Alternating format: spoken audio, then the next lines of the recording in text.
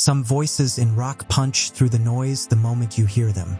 They don't ask for attention, they demand it. And Brian Johnson's voice was one of those rare forces.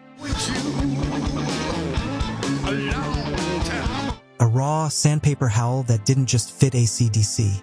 It ignited them. But what most people never realize is just how unlikely his rise truly was. Before the stadiums, before the platinum records, he was a man who had quietly walked away from the dream. A mechanic covered in grease, running an auto shop in the north of England, convinced the world of music had already moved on without him. And yet, at the exact moment ACDC fell into the darkest chapter of their career, fate began stitching together a series of strange coincidences. Phone calls that didn't make sense, offers that seemed too small to matter, and a single decision one night that changed the entire future of rock. Fans have spent decades wondering how someone so far removed from the spotlight suddenly stepped into one of the most intimidating roles in music history, and somehow made it look effortless. This is the story of a man who wasn't supposed to return to music, a man who thought he'd already had his chance, a man whose life was rearranged by tragedy, timing, and a voice powerful enough to resurrect a band on the edge of collapse. The rise, the fallout, and the unbelievable comeback of Brian Johnson, the frontman who walked in at the worst possible moment and became the spark ACDC desperately needed. But before his voice shook arenas and rewrote history, Brian's life looked nothing like the one he was about to inherit, the rough beginnings nobody expected. Brian Johnson didn't come from a place where rock legends were supposed to be born. His world was shipyards, coal dust, and the echo of working-class Britain, a life built on grit long before he ever stepped near a microphone. His dad was a tough, no-nonsense former coal miner who later became a sergeant major, and the house ran on discipline, not dreams. His mother, an Italian immigrant, brought warmth and a different rhythm into the home. But even then, music wasn't something anyone imagined would define Brian's future. He wasn't raised around guitars or studio sessions. His early performances were in scout gatherings and church choirs, where he sang simply because someone needed a voice loud enough to carry a tune. It was raw, untrained, and nothing like the screaming, electrifying sound he would eventually become known for. Even his first encounters with adventure had nothing to do with music. He joined the Territorial Army, jumping out of airplanes before he had ever even flown in one. It was reckless, bold, and somehow perfectly on brand for the man he would become. A guy who dove headfirst into things most people hesitated to even imagine. But life back then wasn't glamorous. Money was tight, opportunities were limited, and the idea of becoming a rock singer was so far-fetched it barely counted as a dream.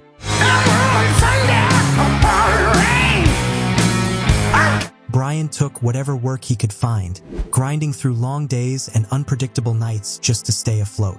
No record deals, no cheering crowds, not even a hint that the world would one day know his name. Still, something was shifting.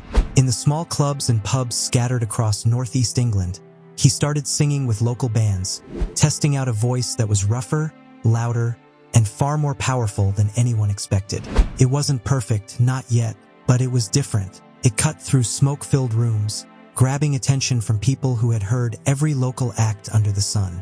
These were the years that shaped him long before the spotlight ever did. He didn't know it then, but every late-night gig, every worn-out microphone, and every cramped stage was slowly building the foundation for something far bigger. Something that would pull him out of obscurity and place him directly in the path of destiny. But before that moment arrived, Brian would step into a band that gave him his first real taste of success, and his first brutal lesson in how quickly it can disappear, the chaotic early bands and the struggle to survive. By the time Brian stepped onto his first real club stages, he was already living a double life, working long days to make ends meet, then sprinting into smoky venues at night just to keep the dream alive. The early bands he joined weren't glamorous, and they definitely weren't stable. They were rough, unpredictable, and constantly on the edge of falling apart. But they were also where Brian discovered something even he didn't fully understand yet, a voice that could tear through a room like a wrecking ball. His earliest groups had names so strange most people today would think they were jokes. Outfits like the Gobi Desert Canoe Club and Fresh.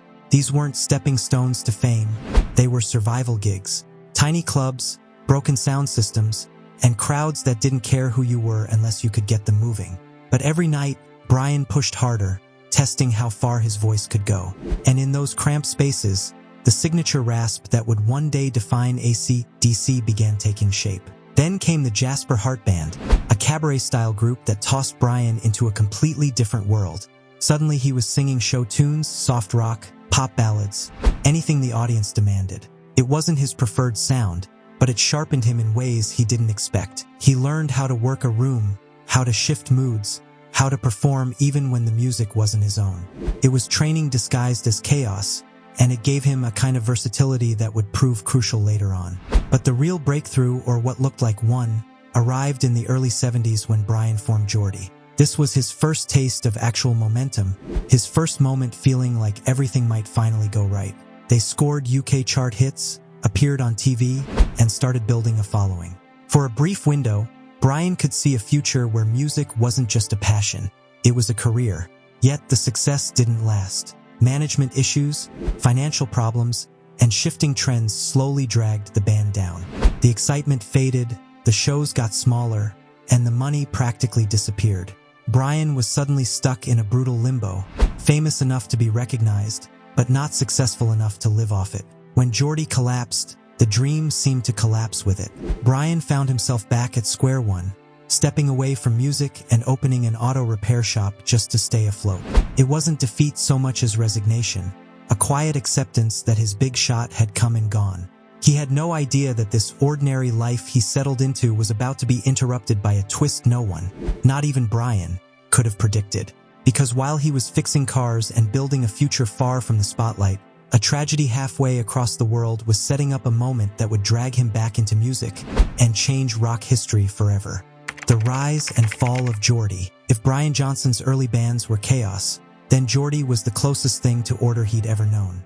A real band, real momentum, real fans. For the first time, Brian wasn't screaming into the void. The world was actually screaming back. In the early 1970s, glam rock was exploding across Britain. Sweet, Slade, Rex, loud outfits, louder performances.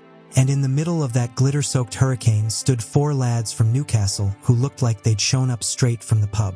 No flashy costumes, no makeup, just raw, pub rock energy, and Brian Johnson's voice cutting through everything like steel on concrete.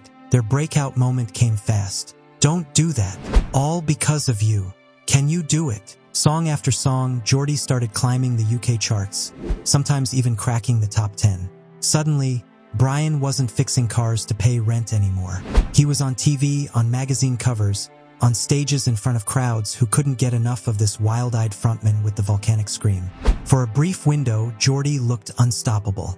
They toured relentlessly, signed major deals, and found themselves lumped into the glam movement, even though they didn't quite fit. But the music industry doesn't care about authenticity, it cares about timing. And Geordie's timing was brutal. By the mid-1970s, glam rock was dying. Fast. The sound changed, the look changed, and labels that once begged for hits suddenly wanted something new. Geordie, who had only just found their footing, were swept away by the shift. Tours dried up. Promotion vanished. And Brian, who had clawed his way out of working-class life, watched the ground crumble beneath him again. The band tried to pivot. They tried to toughen up their sound. They even replaced members, searching for anything to keep the momentum alive. But it was too late. Their success, real as it was, hadn't been strong enough to survive the collapse of an entire music scene. And just like that, the ride was over. Geordie split. The money vanished. The fame evaporated. And Brian Johnson, the man who had tasted a glimpse of the rockstar life, found himself back where he never wanted to be, under the hood of a car with his hands covered in grease. For most musicians, that would have been the end. But Brian had no idea that the failure of Geordie, the heartbreak, the loss, the disappointment, was the exact twist of fate that would put him in the path of a band facing a tragedy of their own. A band named ACDC, the auto shop years and life after music. When Geordie collapsed, Brian Johnson didn't just lose a band. He lost the future he'd spent his entire adult life chasing. The stages, the lights, the adrenaline, all of it disappeared almost overnight. And suddenly, the man who once stood in front of thousands was right back where he started. In a garage, with a wrench, trying to make the rent. But this wasn't some dramatic fall from grace. There were no headlines, no scandals, no public meltdown. It was quieter than that, almost invisible. The world simply moved on, and Brian had to move on with it. He opened a small auto repair shop in Newcastle, a place where men brought their cars, talked football, and had absolutely no idea the guy tuning their carburetors had once scored top 10 hits. Brian didn't advertise his past. He didn't talk about the music business. He didn't sit there wondering when fame would come back. He'd been burned once. He wasn't going to wait around for a second shot. The truth is, he didn't expect one. He worked long hours, fixing engines by day and collapsing into bed at night. The fame, the touring, the madness of the 70s. It all felt like some strange dream he'd woken up from. And in the daylight of real life, Brian was just another bloke trying to pay his bills and take care of his family. But here's the part that surprises people. Brian wasn't bitter. He wasn't angry. He wasn't sitting around missing the spotlight. If anything, he was relieved. The music industry had drained him. The constant travel, the financial instability, the pressure to chase hits that kept slipping away. Compared to that, an auto shop was paradise. Predictable, stable, honest work. A place where effort actually matched reward. For the first time in years, his life wasn't chaos. He still sang occasionally. Tiny gigs, local pubs, nothing serious. Just for fun. Just to keep the pipes alive. But the ambition was gone. The fire, the hunger, the feeling that he needed music to survive. All of that had faded. He wasn't Brian Johnson, the rock singer, anymore. He was Brian Johnson, the mechanic, the father, the dude in oily overalls trying to keep people's cars on the road. And if fate had followed a normal path, that's where the story would have ended. Brian would have lived out his days running that garage, known only to a few loyal customers and maybe the occasional older fan who recognized him from those distant Geordie days. But life has a way of circling back when you least expect it. Because on the other side of the world, in a different band facing a different kind of crisis, someone was about to pick up a phone. A phone call that would pull Brian Johnson out of the quietest years of his life and throw him into the loudest chapter rock music had ever seen. The tragedy that changed everything. While Brian Johnson was buried in engine grease and exhaust fumes, thousands of miles away, ACDC were facing a nightmare no one in the band, or the entire rock world, ever expected. Their lead singer, Bon Scott, the wild-eyed force of nature who helped define their sound, was suddenly gone in a way that stunned everyone. The news hit like a lightning bolt. One moment, ACDC were climbing higher than they'd ever been, and in the next, everything crashed down. To this day, the exact circumstances around Bon's final night still spark debates, theories, and conflicting stories. Official reports gave one version, but over the years, rumors have twisted into 100 different directions. Some claiming he'd partied too hard, others whispering that it wasn't as simple as what the headlines suggested. Fans still argue about what really happened, with conspiracy threads running wild online. But regardless of the theories, one thing is certain. AC/DC were broken, completely shattered. The band members described those days as a fog, a blur of grief, disbelief, and total emotional collapse. Bon wasn't just their frontman. He was their brother, their compass, the guy who pushed them forward when they were exhausted, who fired up the crowd when the band was half dead from touring, who turned every backstage room into a comedy show. Losing him wasn't like losing a colleague, it was like losing a limb. And for a moment, AC/DC thought it might truly be the end. Not because the label pressured them, not because fans doubted them, but because they couldn't imagine the band without Bon's voice cutting through the speakers. His personality was too big to replace, his presence too iconic, his spirit too wild and unpredictable to simply plug another singer in and carry on like nothing happened. The young brothers barely spoke during those first weeks. Band meetings were quiet, grim, and heavy. Instruments sat untouched. Tour plans evaporated. Nobody wanted to make decisions. Nobody wanted to talk about the future. They didn't even know if they had a future. But then something unexpected happened, a shift that none of them saw coming. Bon's own family stepped forward. Instead of saying, "End it here," they encouraged the band to keep going. They believed Bon wouldn't want AC/DC to crumble. He lived for the music, for the grind, for the chaos of touring. The idea of the band stopping because of him? His family insisted he'd never have wanted that. Hearing those words changed everything.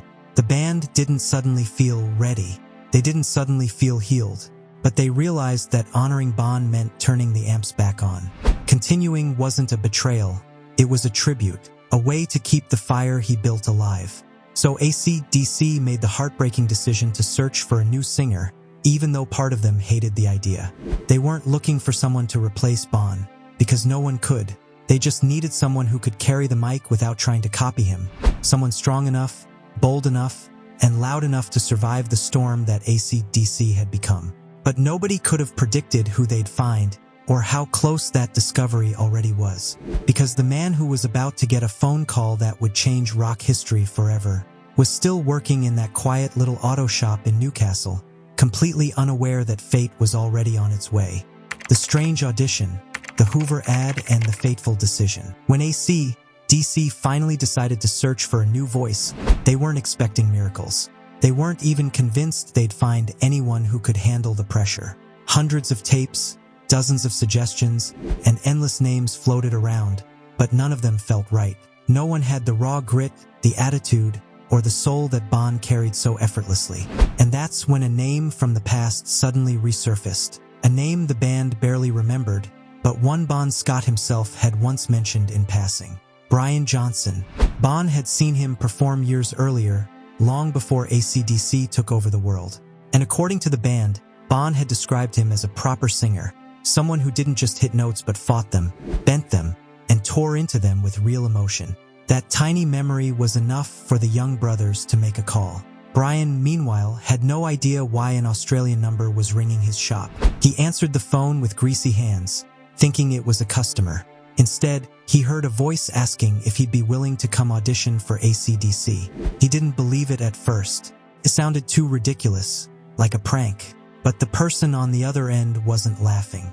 And Brian suddenly realized this wasn't a dream. This was happening. Here's where the story gets almost too unbelievable. At the time ACDC requested him, Brian wasn't just a mechanic. He was also doing small-time session work, including, of all things, singing on a Hoover vacuum cleaner commercial. Yes, the man who would soon front one of the loudest bands in human history had just finished recording a jingle for a household appliance. It wasn't glamorous, but it paid, and Brian treated it like any other job. He had no idea that the same voice that sold vacuums on local TV was about to shake stadiums. When he arrived for the audition, the atmosphere felt strange, half somber, half electric. The band wasn't sure what they were looking for. Brian wasn't sure why he'd even been called. Nobody knew if this was going to work. But the moment he stepped up to the microphone and let out that first scream, everything changed. The room shifted. Heads snapped up. It wasn't Bon's voice, it couldn't be, but it had the same spirit, the same danger, the same raw, tear-your-throat-out energy that ACDC lived on. Brian didn't try to impress them with fancy runs or dramatic gestures. He just did what he'd always done, sang like a man who had lived through every high and every low of the rock world, and survived. Malcolm Young later said the decision felt instant. It wasn't logical, it was instinct. A gut punch. A jolt of electricity straight through the band. But here's the part most people never hear. Brian didn't think he got the job. He thought he'd done all right, nothing more. He didn't read their reactions, didn't sense the shift in the room, didn't realize that the young brothers were already giving each other silent nods. He thanked them, walked out, and went right back to his auto shop, completely unaware that ACDC were already debating one of the biggest decisions in rock history. And the final vote? It didn't take long. The band agreed. This was the guy.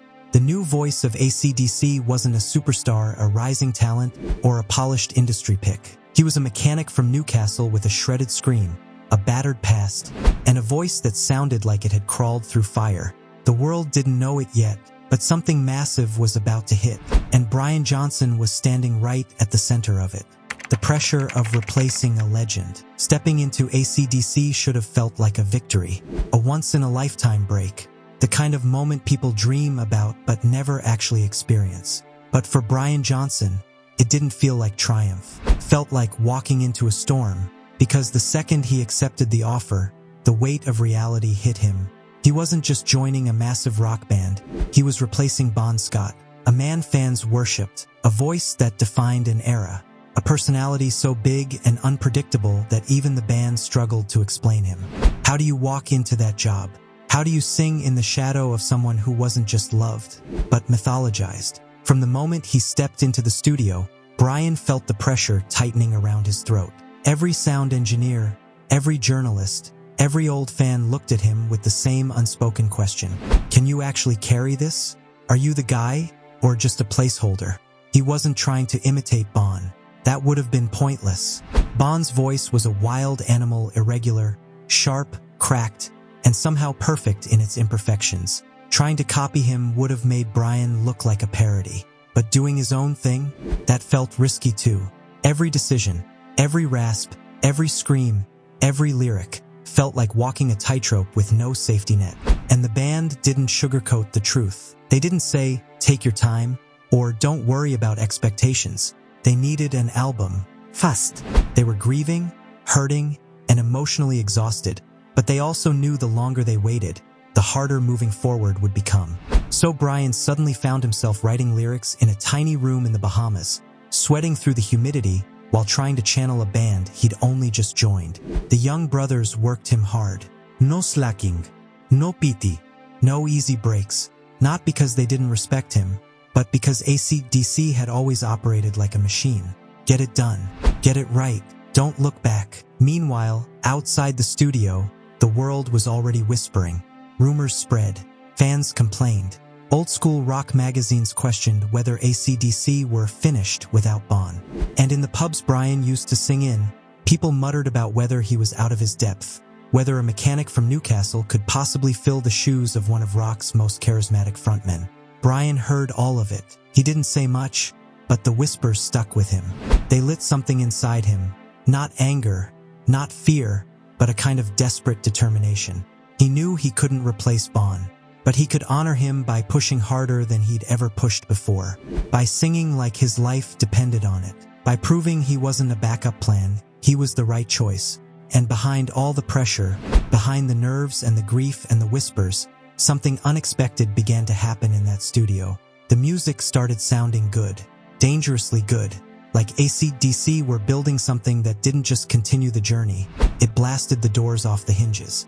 But nobody in that sweaty little studio had any idea just how massive this album would become, or how it would turn Brian Johnson, the ex-mechanic who'd nearly given up on music, into the voice of one of the biggest rock bands on the planet. The release, the doubts, and the explosion. After 6 weeks of intense, non-stop recording, Back in Black was ready. Or at least, that's what the band and Brian hoped.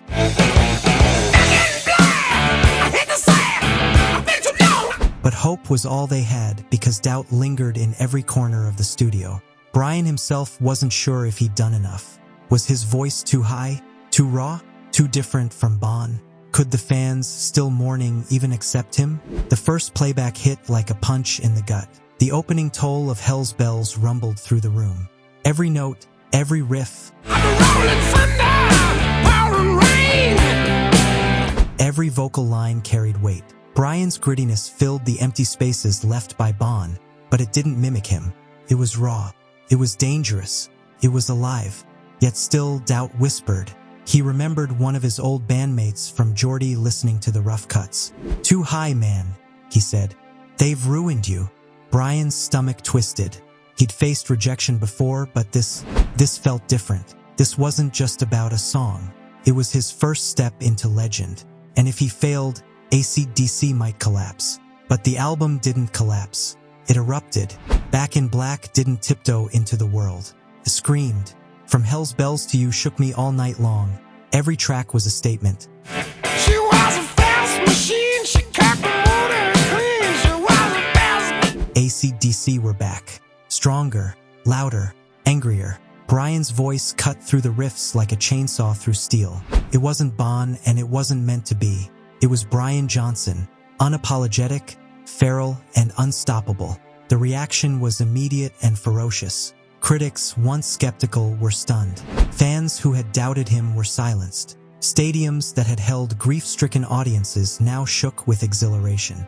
And the sales? They shattered expectations. Millions of copies sold worldwide, vaulting ACDC to levels they'd never seen before. Brian had done more than fill Bon's shoes. He had carved a new pair entirely, one that fit the band perfectly, yet boldly announced itself to the world. It was a triumph built on fear, determination, and a voice that refused to compromise. The man who had spent years hiding in garages, working nights and weekends just to survive, had stepped onto the global stage and reminded the world that raw talent, grit, and timing could create magic. And the truth is, the story of Back in Black wasn't just about music. It was about redemption, about destiny, about the man who almost never answered that phone call, who almost never walked into that studio, who almost never took the chance that would change everything. The doubts, the fear, the whispers of too high, they vanished under the roar of 50 million fans. Because when Brian Johnson stepped up, he didn't just sing.